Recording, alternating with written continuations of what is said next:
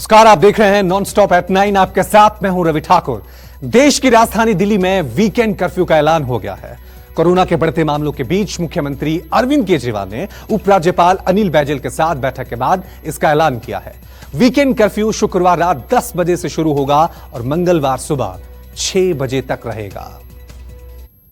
Chain तोड़ने के लिए वीकेंड के ऊपर, ताकि लोग ज़्यादा संपर्क में ना आए, वीकेंड के ऊपर कर्फ्यू लगाया जा रहा है। मॉल्स, जिम्स, स्पाज और ऑडिटोरियम्स को फिलहाल बंद करने के निर्देश दिए जा रहे हैं। मॉल में ताला, जिम में ताला, स्पा बंद, ऑडिटोरियम बंद, साप्ताहिक बाजारों में नहीं लगेगी भीड़। बेकाबू कोरोना से बेबस दिल्ली के मुख्यमंत्री अरविंद केजरीवाल ने वीकेंड कर्फ्यू का ऐलान कर दिया है। 30 अप्रैल तक दिल्ली शनिवार और रविवार कर्फ्यू के साथ गुजारेगी। दिल्ली में शुक्रवार रात 10 बजे से सोमवार सुबह 6 बजे तक वीकेंड कर्फ्यू का ऐलान किया गया है। वीकेंड कर्फ्यू पर बाजार, मॉल, जिम, निजी दफ्तर बंद रहेंगे, लेकिन जरूरी सेवाएं और अंतर्राज्यीय परिवहन सेवाएं जारी रहेंगी।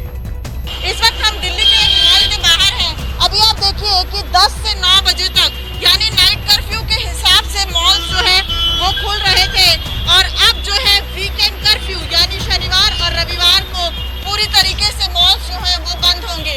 जो आप ये तमाम आउटलेट्स देख रहे हैं, ये शनिवार और रविवार को पूरी तरह से बंद रहेंगे। सर, वीकेंड कर्फ्यू लगा दिया गया है, यानी कि शनिवार और इतवार को आप घरों से बाहर नहीं निकल सकते हैं।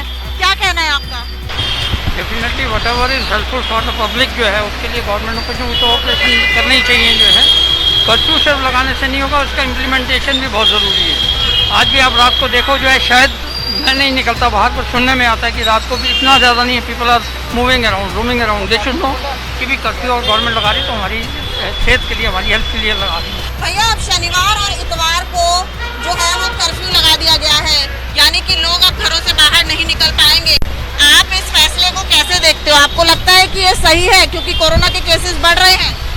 मैडम, सही तो है। अगर जो ऐसे परेशानी हो रही तो लोगों को बचना तो जरूरी है। बुधवार को 24 घंटे के भीतर 17,000 से ज्यादा कोरोना के नए केसेस ने दिल्ली की स्वास्थ्य व्यवस्था की चूल्हे हिला दी हैं। यही वजह है कि सरकार को ना चाहते हुए भी कड़े कदम उठाने पड़े हैं। लेकिन बाजारों में अब भी भीड़ है। सरकार की अपील के बाद भी लोग लापरवाही छोड़ने को तैयार नहीं है। एक तरफ सरकारें कोरोना को कंट्रोल करने के लिए लगातार सख्त से सख्त कदम उठा रही हैं, तो दूसरी तरफ ऐसी तस्वीर दिखाई पड़ती है जिसमें साफ नजर आता है कि लोग लापरवाह और बेपरवाह हो गए हैं। ये देखिए, ये तस्वीर है एक बैंक के बाहर की, जहां पर लोगों को आप देख सकते हैं कि ना कोई सोशल डिस्टेंसिंग है और बहुत लोगों ने तो मास्क नहीं लगाया हुआ है। इसीलिए लगातार सरकार अपील भी कर रही है, लेकिन उस अपील को अनसुनी करते हुए ऐसी तस्वीरें दिखाई पड़ रही हैं जिसकी वजह से कंट्रोल में नहीं आ रहा है कोरोना और सरकार को और भी सख्त होना पड़ रहा है। कैमरा पर्सन उमेश सिंह के साथ पल्लवी झा, दिल्ली न्यूज़ 24। कोरोना की दूसरी लहर पूरे देश पर कहर बनकर टूट रही है। 24 घंटे में 2 लाख से ज्यादा नए केस और 1000 से ज्यादा मौतों ने सिस्टम की सांस फुला दी है। अस्पताल में मरीजों की भीड़ है, शवदाह में लाशों की कतार लगी है, अंतिम संस्कार भी मुश्किल से हो रहा है। कहीं बेड की किल्लत, कहीं ऑक्सीजन की किल्लत, कहीं दवाओं के लिए लंबी कतार, तो कहीं अंतिम संस्कार के लिए घंटों का इंतजार। कोरोना ने देश में ऐसा कोहराम मचाया है कि सिस्टम की सांस फूल रही है। आम आदमी भगवान भरोसे रह गया है।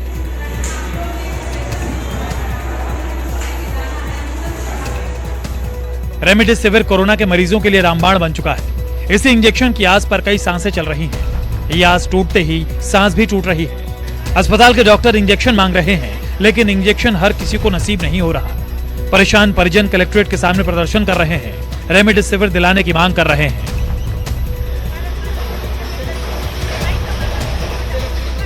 महाराष्ट्र के ही उस्मानाबाद की ये तस्वीर देखिए। अस्पताल में बेड की जगह मरीज को कुर्सी नसीब हुई। हालात बिगड़े तो कुर्सी पर ही ऑक्सीजन देना पड़ा। डॉक्टर्स के सामने जान बचाने की चुनौती थी, मरीज के पास भी और कोई चारा नहीं था। उस्मानाबाद से ही आई ये तस्वीरें और भी डरावनी है। यहाँ एक साथ 19 चिताएं जल रही हैं। जगह कम थी, लिहाजा जमीन पर ही चिता सजा दी गई। 8 शव अब भी वेटिंग लिस्ट में हैं। देश की राजधानी दिल्ली का आलम भी जुदा नहीं है। यहाँ के सबसे बड़े शमशान घाट निगम बोध घाट पर दर्जनों शवों का अंतिम संस्कार हो रहा है। महज 12 घंटे के भीतर 38 शव जलाए जा चुके हैं, तो बाकी वेटिंग लिस्ट में हैं। ये देखिए, ये क्षेत्र यहाँ क्लियर लिखा हुआ है, ये क्षेत्र कोविड-19 मृतक पार्थिव शरीर के निस्तारण के लिए, यानी कि कोविड-19 के जो पेशेंट्स हैं उनके लिए है। ये देखिए, अभी भी मैं अगर यहाँ पर देख रहा हूँ तो कम से कम 1 दर्जन से ज़्यादा डेड बॉडी अभी भी जल रही हैं। शाम का समय है और अभी भी बॉडियाँ जल रही हैं। कितनी बॉडी जल चुकी है कोविड की, खाली कोरोना वाली? 38। बिहार में भी कोरोना संक्रमण की दूसरी लहर कहर बन गई है। राजधानी पटना में शवों की कतार है। हर शव को अपनी बारी का इंतजार है। बिहार के भागलपुर की ये तस्वीर देखिए। बुधवार को मायागंज अस्पताल के आईसीयू वार्ड में भर्ती एक कोरोना मरीज की मौत के बाद परिजन उग्र हो उठे। अस्पताल में तोड़फोड़ करने लगे। परिजनों का कहना था कि डॉक्टर और नर्सों की लापरवाही के कारण मरीज की मौत हुई। 10 बार हमने बोला गार्ड को कि प्लीज आप किसी नर्स को बुला दो। नर्स बोलती है हम आपका नहीं सुनेंगे तो नहीं सुनेंगे, बस जाइए। फिर उसके बाद हम दूसरे गेट के पास गए, आईसीयू के पास। ये बोलता है हम खोलेंगे नहीं, तुमको जो करना है वो कर लो। व्यवस्था कैसा यहाँ? व्यवस्था बहुत घटिया। यूपी के वाराणसी में भी कोरोना मरीजों को बेड नहीं मिल रहे हैं। आलम यह है कि बीएचयू के शताब्दी सुपर स्पेशलिटी कॉम्प्लेक्स और सर सुंदरलाल अस्पताल जैसे सरकारी अस्पतालों के साथ ही निजी अस्पतालों में भी बेड भर चुके हैं।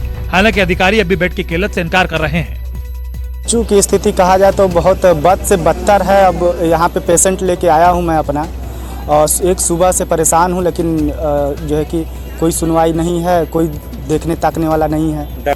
वो कंपाउंडर बोले हैं कि बेड खाली नहीं है, स्ट्रेचर लेके आए। तो बेड न होने से कितनी परेशानी है? परेशानी तो साहब वहीं स्ट्रेचर का व्यवस्था करना पड़ रहा है। और क्या, आपका आईएमएस बेचू है जहां लगभग 366 बेड हैं।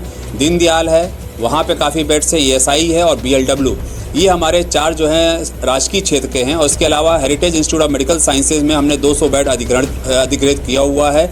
और इसके अलावा जो हमारे बनारस जनपद के जो और अस्पताल हैं, जो मल्टी स्पेशलिटीज़ के हॉस्पिटल हैं, हम लोगों ने उनसे भी अनुरोध किया और उन्होंने खुशी अपने अस्पतालों में कोविड अस्पताल चलाने की अनुमति दे दी है। और वहाँ पे सारे बेड्स हमारे पास अवेलेबल हैं। उत्तर प्रदेश में पिछले 24 घंटे में कोरोना के 22,000 से ज्यादा मामले आने से हड़कंप मच गया है। सीएम योगी आदित्यनाथ और पूर्व सीएम अखिलेश यादव सहित सूबे के कई नेता और अधिकारी कोरोना संक्रमित हो चुके हैं। दिल्ली से विनय सिंह, पटना से अमिताभ ओझा के साथ दीपक दुबे और विनोद जगदाले, मुंबई न्यूज 24।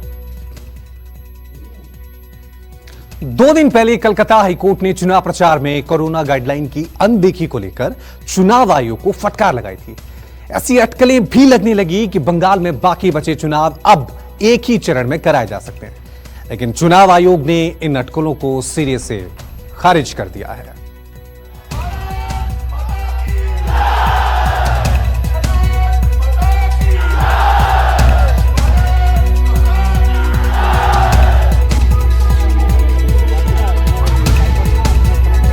कोरोना के खतरे को बढ़ाने वाली इन्हीं तस्वीरों को लेकर कोलकाता हाईकोर्ट ने चुनाव आयोग को कड़ी फटकार लगाई थी। लेकिन आज भी कोलकाता में 2 रोड शो हुए। मुख्यमंत्री ममता बनर्जी के साथ बीजेपी नेता मिथुन चक्रवर्ती ने भी रोड शो के जरिए शक्ति प्रदर्शन किया।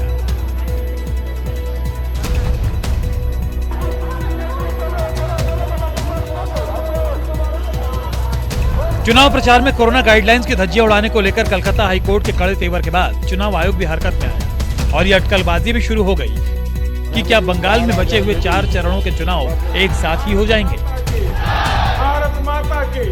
लेकिन अब चुनाव आयोग ने अटकलों को सिरे से खारिज कर दिया है। आयोग ने साफ कहा है कि बंगाल में चुनाव पहले से तय कार्यक्रम के मुताबिक ही होंगे, यानी चुनाव 8 चरणों में ही होंगे।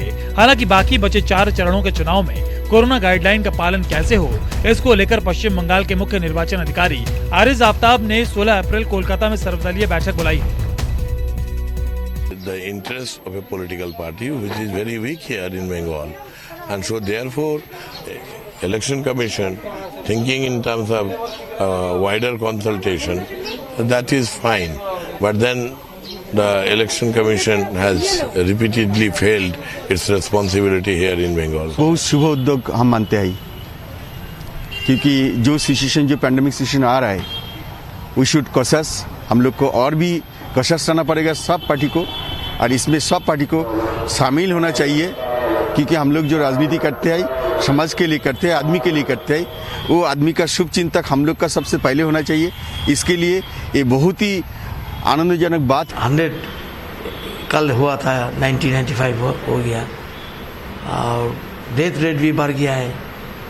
अभी कुछ प्रोविंस में तो बहुत खराब अवस्था है, हालत बहुत खराब है। पश्चिम बंगाल में भी ऐसा स्थिति है। इसीलिए हमारा पार्टी से CPIM से हम लोग ने निर्णय लिया है, अभी कोई ओपन बड़ा बड़ा जुलूस रैली ये सब हम नहीं करेगा। इधर पश्चिम बंगाल की मुख्यमंत्री ममता बनर्जी ने भी चुनाव आयोग से अपील की है कि बाकी बचे चरणों के चुनाव एक साथ करा लिए जाएं।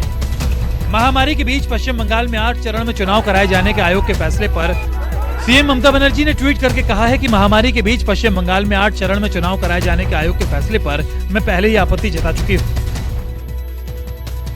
अब कोरोना के मामलों में उछाल को देखते हुए मैं चुनाव आयोग से आग्रह करती हूँ कि बाकी बचे हुए चरणों के चुनाव एक साथ कराए जाएं। इससे लोगों को कोरोना संक्रमण से बचाने में मदद मिलेगी।